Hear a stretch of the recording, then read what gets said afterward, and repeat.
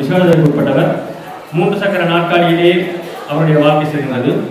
அவர் அதிலே தேங்காய், முட்டை ஆகியவற்றை பெற்று என்னைய கடைகளுக்கு விநியோகம் செய்து வியாபாரம் செய்வார்கள்.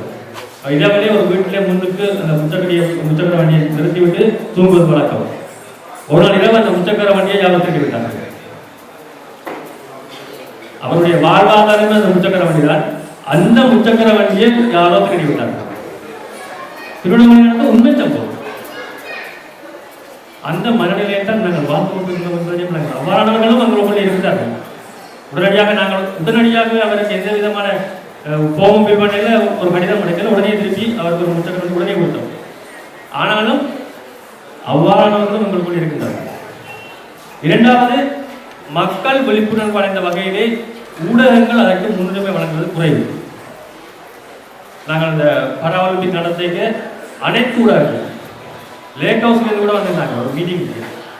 அவைகளுக்கு முன்னால் அந்த விஜயத்தை சொன்னோம், இப்படி ஒன்று நடக்க போகுது, நீங்கள் அதை மக்கள்கிட்ட கொண்டு போய் சேர்க்கணும்.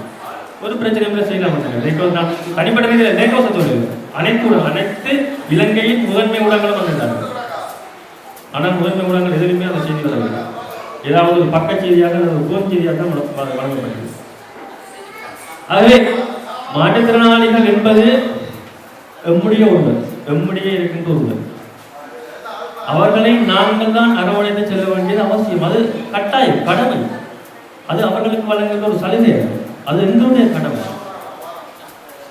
ஆகவே அதை நாங்கள் உணர்ந்து கொள்ள வேண்டும். அங்கக்குறைவு என்பது ஆற்றல் குறைவு அல்ல என்பதை இறுதியாக கூறி இந்த சந்தர்ப்பத்தை எனக்கு வழங்கிய